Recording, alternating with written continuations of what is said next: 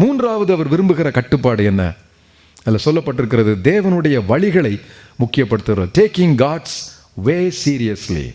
தன் சிலுவை எடுத்துக்கொண்டு அனுதினமும் என்னை பின்பற்ற கடவன், இயேசுவை நோக்கி ஓட கடவன், நியமித்திருக்கிற ஓட்டத்தில் பொறுமையோடு ஓட கடவன். Run faithfully, run triumphantly. பெற்றுக்கொள்ளத்தக்கதாக ஓடுங்கள். ஓடுகிற எவனும் பெற்றுக்கொள்ள மாட்டான், ஒருவன் மாத்திரம் பெற்றுக்கொள்வான். ஆகினால் நான் என்ன செய்யணும்? பெற்றுக்கொள்ளத்தக்கதாக ஓட வேண்டும். அதற்கு நான் என்ன செய்ய வேண்டும்? நான் என்னை அடக்கி ஒடுக்கி நான் கீழ்ப்படுத்துகிறேன். வெற்றி பெறுவதற்கான ஒரு வெறியோடு கூட ஓட வேண்டும் என்று சொல்கிறார்.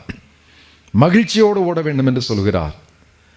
வெற்றி பெருமிதத்தோடு நாம் முடிக்க வேண்டும் என்று சொல்கிறார். அநேக கருத்துக்களை வேதத்திலே நாம் இதை பற்றி நாம் வாசிக்கிறோம். ஒரு வசனத்தை நீங்கள் வாசிக்க வேண்டும் என்று விரும்புகிறேன். பிலிப்பியர் 3:14. பிலிப்பியர் 3:14. தேவன் அழைத்த பரம அழைப்பின் பந்தய பொருளுக்காக, ஐ ரன் பர்பஸ்ஃபுல்லி, பந்தய பொருளுக்காக லக்கை நோக்கி தொடருகிறேன். There is a purpose. தேவனுடைய அபிஷேகம் என்கிற வார்த்தை பயன்படுத்துகிறோம் இல்லையா? தேவனுடைய அபிஷேகம் என்கிற வார்த்தை எதற்கு பயன்படுத்தப்படுவது? சிலர் என்ன சொல்றாங்க, பரிசுத்தாவியின் நிறைவுக்கும் ஒரே வார்த்தை தான், அவருடைய பலத்துக்கும் ஒரே வார்த்தை தான், அவருடைய ஞானஸ்நானத்துக்கும் ஒரே வார்த்தையை பயன்படுத்துகிறார்கள். People use synonymously the baptism of the Holy Spirit, the fullness of the Holy Spirit, the power of the Holy Spirit, the anointment of the Holy Spirit. இவை ஒவ்வொன்றும் வெவ்வேறு கோணத்தில் நமக்கு சொல்லப்பட்ட வார்த்தைகள். இது நமக்கு தெரியணும். இதை நான் அதிகமாக விளக்குறதுக்கு அங்கே நேரம் இல்லை. ஆனால் அந்த அபிஷேகம் என்கிற வார்த்தை என்பது என்ன? தேவனுடைய பிள்ளைகளாக மாறுகிற நமக்கு, நமக்குள் இருக்கும் ஆவியானவர் நம்மை நிரப்புகிறார். எதற்கு? நாம் வெற்றி உள்ளவர்களாக தொடர்வதற்கு, புனிதத்திலே, இயேசுவை நோக்கி ஓடும் ஓட்டத்திலே பலமுள்ளவர்களாக ஓடுவதற்கு நம்மை வலிமையேற்றுகிறவர் பரிசுத்தாவியின் நிறைவின் நிமித்தமாக. தேவனுடைய சித்தத்தை செய்வதற்கு ஒவ்வொருவருக்கும் தனிப்பட்ட கிருபையை கொடுக்கிறாரே, அதற்கு பேர் தான் என்ன பொறுத்த மட்டும் ஆவியின் அபிஷேகம் என்று சொல்லுவேன். அதற்கு எளிய உதாரணம், ஆண்டவர் நாசரேத்தூரில் அந்த ஜெபாலயத்தில் எழுமி நின்று தோல் சுருளை வாங்கி 61ஆம் அதிகாரத்தின் முதல் சில வசனங்களை வாசித்து விட்டு என்ன சொன்னாரு? இது இன்றைக்கு நிறைவேறிற்றுன்னு சொல்லும் போது எப்படி துவக்கினார்? கர்த்தருடைய ஆவியானவர் என்மேல் இருக்கிறார், அவர் என்னை அபிஷேகம் பண்ணினார். எதற்கு அபிஷேகம் பண்ணினார் என்று சொல்லி ஒரு பட்டியலை சொல்லுகிறார். அபிஷேகம் என்பதென்ன? தேவனுடைய பிரியத்தை நிறைவேற்றுவதற்காக தேவன் கொடுக்கிற பிரத்யேக கிருபை. தேவன் தந்திருக்கும் பணித்திட்டம் இருக்கிறதே, அந்த பணித்திட்டத்தை அவர் நிறைவேற்றுவதற்கு கொடுக்கிற சத்துவம் தான் அபிஷேகம் என்கிற வார்த்தை. புதிய ஏற்பாட்டில் மிக தெளிவாக பயன்படுத்துகிறார். அப்போ தேவனுடைய தெளிவான பணித்திட்டத்தை ஏற்காதவர்கள் அபிஷேகத்தை பெற்றுக்கொள்ள முடியுமா? தெளிவான பணித்திட்டம் என்ன? எனக்கென்று வைத்திருக்கும் நோக்கத்தை அறிந்து கொள்வது. முழு நேர ஊழியத்துக்கு வருவது தானே? இல்லை. உங்களை தேவன் என்ன ஊழியத்திற்கு அழைத்திருக்கிறாரோ, முழு நேர ஊழியமோ உலக பிரகாரமான ஊழியமோ, என்ன வேலை என்றாலும் நான் தேவனால் நியமிக்கப்பட்டிருக்கிறேன். இதை நிறைவேற்றுவதற்கு தேவன் எனக்கு தருகின்ற பிரத்யேக கிருபை, a special grace that God bestows on me. அதற்கு பெயர் அபிஷேகம் என்கிற வார்த்தை பயன்படுத்தப்பட்டிருக்கிறது. நான் ஓட வேண்டும், லக்கை நோக்கி ஓட வேண்டும். தரிசனம் இல்லாமல், நோக்கம் இல்லாமல் வாழ்ந்தால் நான் தாறுமாறாக ஓட வேண்டியது இருக்கும். and therefore I run purposefully ன்னு சொல்றாரு. இன்றைக்கு அப்படி ஓடக்கூடியவர்கள் தேவை. இயேசுவை நோக்கி ஓடுகிறவர்கள், தான் தோன்றித்தனமாக ஓடுகிறவர்கள் அல்ல. அநேக ஊழியங்கள் தேவன் அழைக்காமலே நடத்தப்படுகின்ற ஊழியங்கள். தேவன் தரிசனத்தை தராமலே தாங்களாகவே தரிசனங்களை எழுதி கொண்டு நடத்துகிறார்கள். ஊழியங்கள் மலிந்திருக்கிற ஊர் இது. சேலத்திலையும் மலிந்திருக்கு, சென்னையிலும் மலிந்திருக்குது. அன்றைக்கு ஒரு கலெக்டர் ஒருத்தர் சொன்னார், சென்னையில் கீழ்ப்பாக்கம் பகுதியில் மாத்திரமே 125 அமைப்புகள் இருக்குன்னு சொன்னார். ஆனால் ஒரு அமைப்பும் இருப்பதற்கான தடயமே இல்லைன்னு சொன்னார். எல்லாரும் வெளிநாட்டிலேருந்து பணம் வாங்குறதுக்கு என்ன செய்திருக்கிறாங்க? அனுமதி வாங்கி வைத்திருக்கிறாங்க. But they are not operational. அநேக அமைப்புகள் சுயநலமான அமைப்புகள். தேவனை நோக்கி ஓடினால் சுயநலமான அமைப்புகள் வராது. தேவன் எனக்கு தந்த வேலையை நான் செய்தால் சுயநலமான லாபத்துக்கு நான் வாழ மாட்டேன். என் குடியிருப்போ பரலோகத்தில் இருக்கிறது என்கின்ற மேலான எண்ணத்தோடு வாழ்ந்து கொண்டிருப்பேன். உலகத்தில் உள்ளவைகள் இல்லை, உன்னதங்களில் இருப்பதை நாடுகின்ற நாட்டம் வந்துவிடும். ஆகினால் எனக்கு சிற்றின்பத்தின் மீது நாட்டம் இருக்காது, அதை மேற்கொள்ளுகின்ற பலம் எனக்கு இருக்கும். இயேசுவை நோக்கி ஓடுவதற்கான அழைப்பு நமக்கு வருகிறது. இன்றைக்கு வந்திருக்க நாம் எல்லாரும் இயேசுவை நோக்கி அவரை ஆராதிப்பதை முதன்மையாக்கி, அவருடைய சித்தத்தை முதன்மையாக்கி, அவருடைய வழியில அவருக்கு பின்தொடர்வதை. சீஷன் என்பவன் யார்? செல்லா அப்படின்னு சொல்றாங்க ஹிந்தியில, பீப்புள். நம்ம நாட்டில் சீஷர்கள் இன்றைக்கு பெருக வேண்டும். நாராயண வாம திலகர் அவர் அடிக்கடி சொல்வாராம், என்றைக்கு என் தாய் தேசம் என் ஆண்டவரின் சிலுவைக்கு முன்பாக தெண்டு நிட்டு பணியும், அதற்காக நான் காத்திருக்கிறேன்னு சொல்லுவாராம். When shall I see my country lay her homage at the feet of Christ? என்று என் தாய் திருநாடு சிலுவைக்கு முன்பு தெண்டனிடும். இயேசுவை நோக்கி ஓடுகிறவர்கள் பெருகினால் தெண்டனிடும். தேவனுடைய சித்தத்தை பிரதானமாக்குகிறவர்கள் மலிந்திருந்தால் இந்த தேசத்திலே அது சீக்கிரம் நடக்கும்.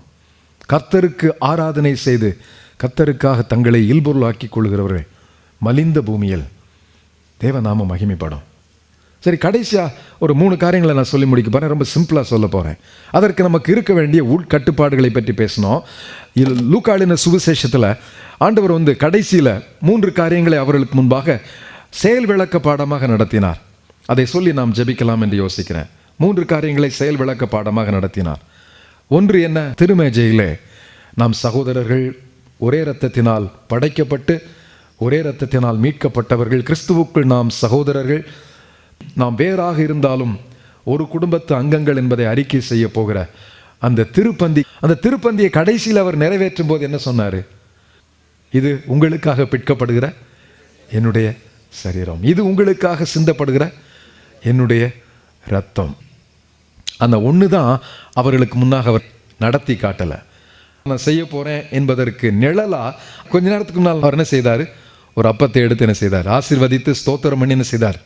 அதை பிட்டு சீஷர்களுக்கு கொடுத்து நீங்கள் வாங்கி பூசியுங்கள் என்று சொன்னார். அப்படியே பாத்திரத்தை எடுத்து என்ன செய்தார்? ஸ்தோத்தரித்து சீஷர்களுக்கு கொடுத்து நீங்கள் வாங்கி உட்கொள்ளுங்கள், இது உங்களுக்காக சிந்தப்படுகிற என்னுடைய ரத்தம் என்று சொன்னார். ஆண்டவர் எதிர்பார்ப்பது இப்படிப்பட்ட அவரை போல கிரயம் செலுத்துவதற்கு நம்மை அழைக்கிறார்.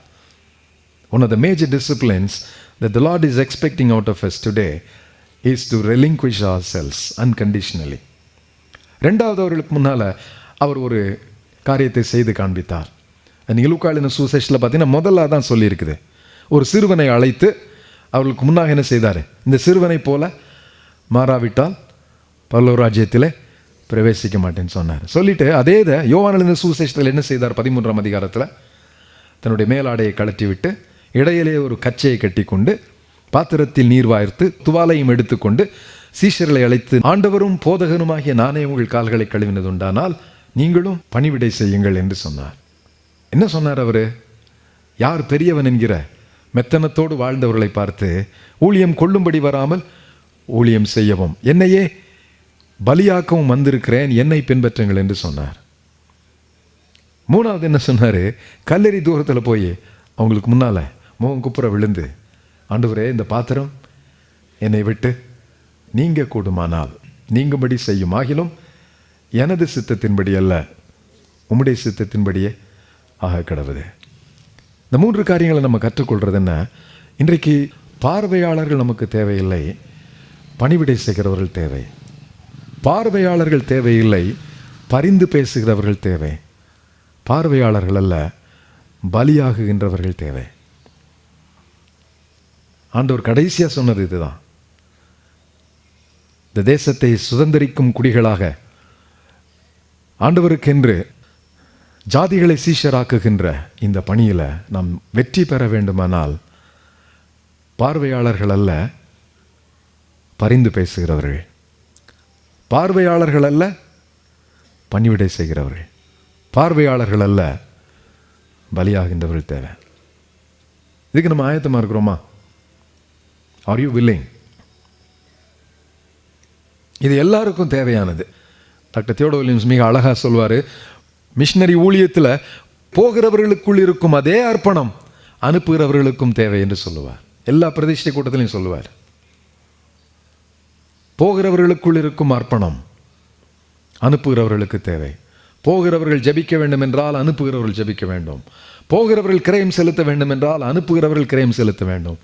போகிறவர்கள் புறப்பட்டு போகிறவர்கள் சுவிசேஷத்தை பிரசங்கித்தால் அனுப்புகிறவர்களும் அவர்கள் இருக்கும் இடங்களிலே பிரசங்கிக்க வேண்டும். 2 பேருக்கும் சமச்சீரான அர்ப்பணம் தேவை. பார்வையாளர்களுக்கு திருச்சபையில் இடமில்லை. There is no spectators, all are involved. ஆண்டவரே, நிஜமாக நீர் என்னை அசையும் சுவாமி. எனக்கு நிரம்ப தெரியும். உம்முடைய சித்தத்துக்கு, உமது பிரியத்துக்கு எங்களை நாங்கள் தாரை வார்க்கட்டும். உமது வழிகளில் நாங்கள் நடக்கட்டும். உம்முடைய வேதத்தின்படி நடக்கிற உத்தம மார்க்கத்தாராக, உம்முடைய வசனத்திற்கு நடுங்குகின்றவர்களாக தேவரீர் எங்களை கிருபையாக மாற்றும் சுவாமி. பேசுவீங்களா? என்னை நான் அர்ப்பணிக்கிறேன். மிகச்சிறந்ததை உமக்கு நாங்கள் கொடுப்பதற்கு யோபுவின் மனநிலை எங்களுக்கு தாரும். ஆபிரகாமின் கீழ்ப்படிதலை எங்களுக்கு தாரும். தன் ஏக குமாரன் என்று பாராமல் அவனையே தேவனுக்கென்று பலியாக்க அவனுக்கு நீ தந்த அந்த அசாத்திய துணிவை எங்களுக்கும் தாரும் சுவாமி. எங்கள் நல்ல ஆண்டவரே, எங்களிடத்தில் நீர் விரும்புவதெல்லாம் கீழ்ப்படிதலை, நீர் விரும்புவதெல்லாம் நொறுங்குண்ட இருதயத்தை. உமக்கு நாங்கள் கொடுப்பதற்கு வேறு ஒன்றுமில்லை. எங்களையே மனப்பூர்வமாய் பலிபிடத்திலே நாங்கள் கிடத்துகிறோம். பலி செலுத்தும் ஆசாரியனாக, பலி செலுத்தும் பலி பொருளாக நாங்களே ஒரே நேரத்தில் 2 வேலையையும் இந்த மாலையிலே செய்கிறோம். எங்கள் வாழ்க்கையின் பலிபிடத்தை நாங்கள் கட்டிக்கொள்ளுவதற்கு, கட்டைகளை பரப்புவதற்கு, எங்களையே அதில் கிடத்துவதற்கு எங்களுக்கு கிருபை தாரும். பலி செலுத்தும் ஆசாரியனாக, பலி பொருளாக இன்றைக்கு எங்களை அழைத்திருக்கிறீர். இது தேவனுக்கேற்கும் பலியாக இருப்பதற்காக ஸ்தோத்திரம். எங்கள் தாய் தேசம் மாறுவதற்கு, எங்கள் திருச்சபை எழுச்சி பெறுவதற்கு, எங்கள் சமுதாயங்கள் மறுரூபம் காண்பதற்கு நீர் எங்களை தொடுவதற்காக உமக்கு ஸ்தோத்திரம். தீர்க்கமான உமது குரலை நாங்கள் கேட்க உதவி செய்தீர். உமக்கு ஸ்தோத்திரம் சுவாமி. தாழ்மையோடு கூட எங்களை அர்ப்பணித்துக் கொள்கிறோம். இந்த அர்ப்பணம் உம்முடைய பரலோகத்திலே அங்கீகரிக்கப்பட்டிருக்கிறது என்கிற மனநிறைவோடு உமக்கு நன்றி செலுத்துகிறோம். எங்கள் அர்ப்பணம் பூரணமாக இருக்குமானால் உமது அங்கீகாரமும் பூரணமாக இருக்கும் என்பதினால் உமக்கு ஸ்தோத்திரம்.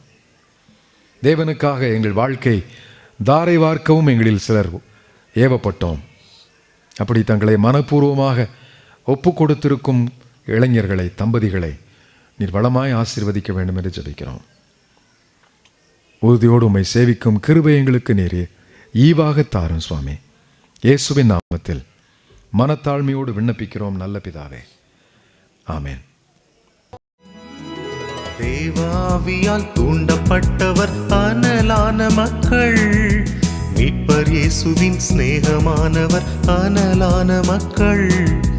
தேவ கட்டளை கீழ்ப்படிந்தவர் அனலான மக்கள், வானளாவிய காட்சி பெற்றவர் அனலான மக்கள்.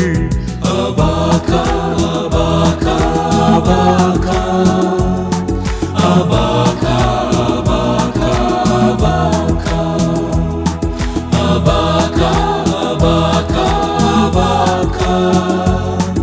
Abba